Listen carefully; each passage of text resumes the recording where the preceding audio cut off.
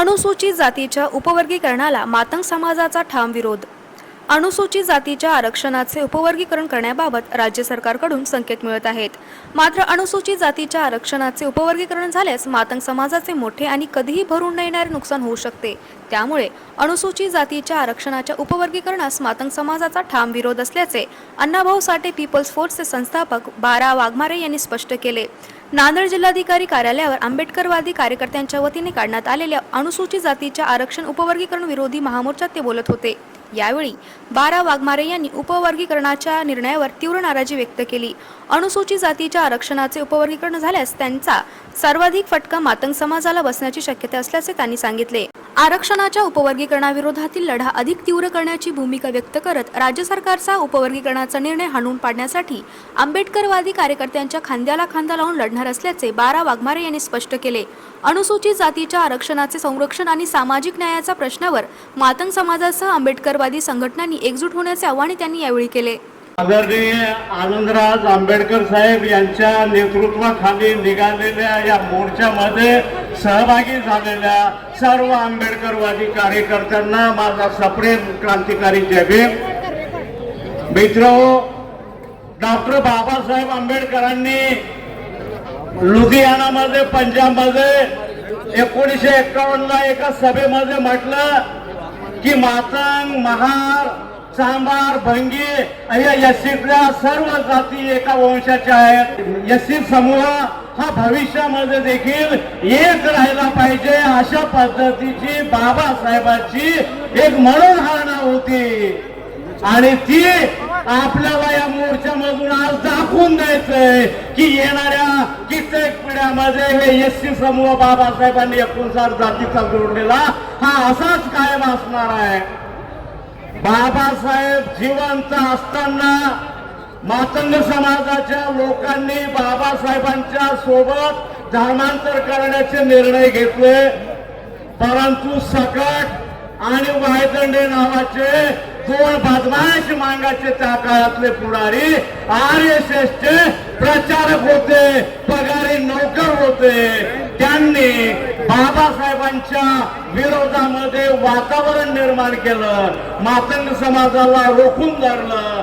त्यांच्यात अवलादी आज मातंग समाजामध्ये काही जिवंत आहेत आणि त्या अवलादी उपवर्गीकरण झालं पाहिजे असं म्हणत आहेत.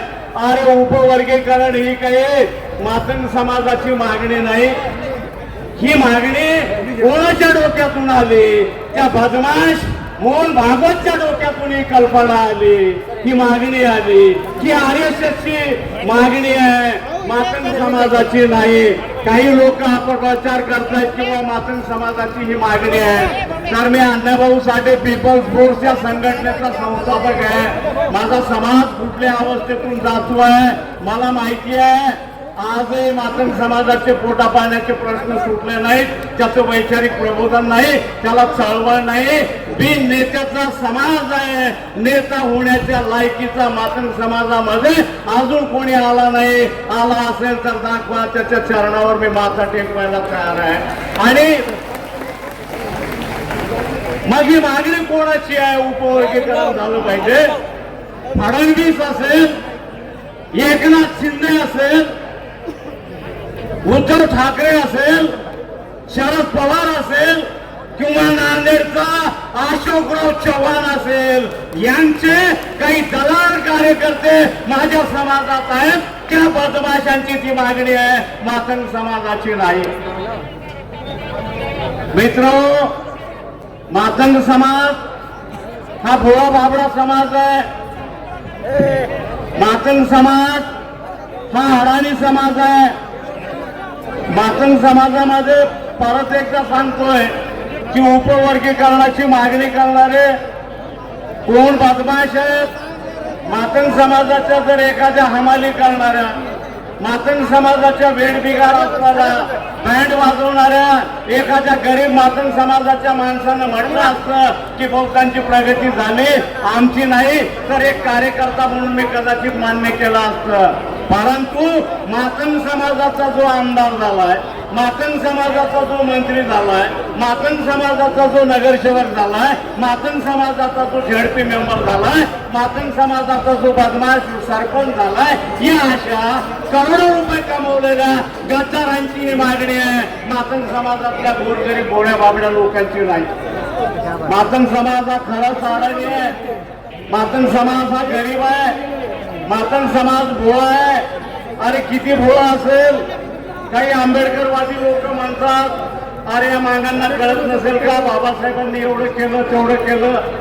खरंच कळत नाही, कारण वैचारिक प्रबोधन मातंग समाजाचं झालं नाही.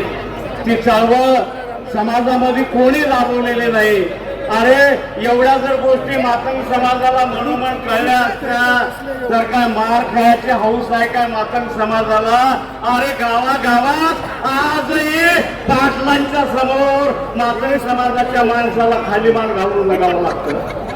आजही गावामध्ये अनेक पारावर मांगाचा नवरदेव गेला म्हणून बायका लेकरांना मारलं जातं. रुद्रवाडीमध्ये मातंग समाजाची शालूबाई शिंदे नावाची महिला सरपंच होती.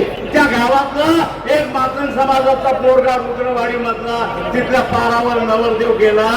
अरे कोणी नवरा देखील आपल्या बायकोला मारू शकत नाही एवढं त्या मातंग समाजाच्या शालूबाई शिंदेला सरपंच असलेल्या रुद्रवाडीच्या बाईला इथल्या जातीयवादी लोकांनी मारलं. आणि मार खायची हौस आहे म्हणून मार खातो का समाज. आणि एवढा अत्याचार होऊन देखील गाणे मातंग समाजाचे एक कार्यकर्ता म्हणून आम्हाला लाज वाटतात की आमच्या आया बहिणीवर अन्याय होताना आम्ही बघतोय. गावोगाव मातंग समाजाच्या कार्यकर्त्यांना खेटरानं मारलं जातोय आणि गाणे मांग म्हटले की कारण काही.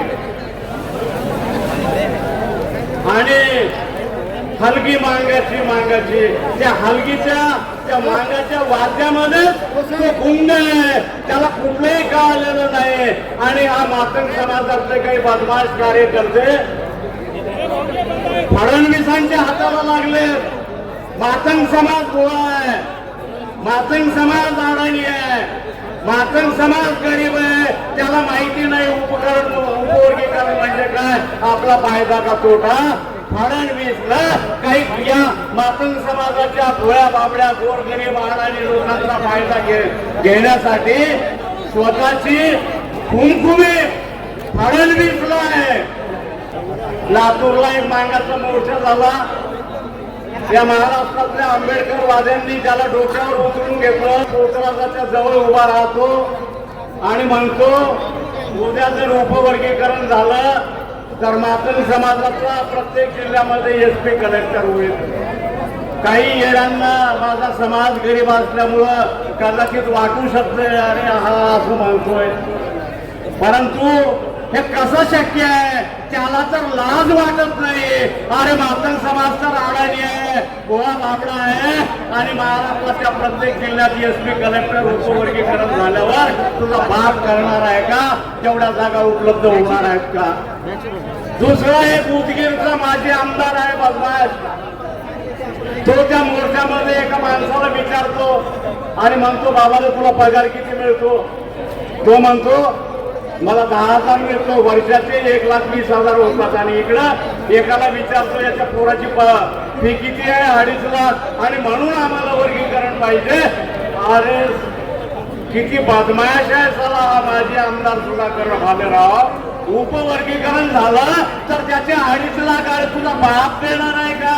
त्या वर्गीकरणाचा रिझर्वेशनचा नोकरीचा आणि तुझ्या पोरांची फी भरायचा कुठला संबंध आहे, कोण देणार. याच्यापेक्षा फडणवीसला मातंग समाजाचे लोक लेकरं गरीब आहेत अरे त्यांच्या विद्यार्थ्यांसाठी स्कॉलरशिप वाढवून दे, त्यांच्यासाठी बोर्डिंग काढ, त्यांच्या पोरांची फी माफ कर, त्यांच्या पोरांच्या बरोबरीने ते टिकतील. अरे बाबासाहेबांनी रिझर्वेशन 59 जातीला दिलं, कोणाला कमी कोणाला जास्त हा नाही. कोणाकडे सर्टिफिकेट असेल आणि त्याला वाटत असेल की SC मध्ये माझं कास्ट सर्टिफिकेट आहे त्याला फोन पे. बाबासाहेबांनी तुमच्या जातीला रिझर्वेशन दिलं नाही. बाबासाहेबांनी SC प्रवर्गाला रिझर्वेशन दिलंय. जर 59 जातीचे पोरं एका कलेक्टर होण्यासाठी आले असतील, SP होण्यासाठी आले असतील, तो पोरगा पात्र असेल तर 59 जातीमध्ये त्याची जात मोडते का नाही एवढं बघण्यासाठी ते सर्टिफिकेट आहे. याचा अर्थ मी मांग आहे, मी चांगला आहे, मला नोकरी द्या असा नाही होऊ शकत. आज आनंदराव आंबेडकर साहेब इथून आदेश देतील आणि फडणवीसाला ते बंद करावं लागेल. आणि अर्धाच मिनिट सांगतो की इकडे आंबेडकर वाद्यांना मी एक चिंतन करावं त्यांनी की बाबासाहेबांनी मातंग समाज तुमच्या मागे का आला नाही तर बाबासाहेबांनी महान परिषदा घेतल्या होत्या. बाबासाहेबांच्या नंतर इथल्या बाबासाहेबांच्या अनुयायांनी घेतले नाहीत म्हणून मातंग समाज दूर आहे. त्या मातंग समाजाला जोडण्यासाठी इथल्या बौद्धांनी येणाऱ्या काळामध्ये मातंग महार परिषदा किंवा मातंग बौद्ध परिषदा घ्याव्या. माझं जास्त होतंय, मी एवढंच बोलतो आणि परत एकदा सांगतोय की मी बाबासाहेबांनी काढलेल्या मिडिल कॉलेजचा विद्यार्थी आहे. मला इथं बोलण्याची संधी दिली.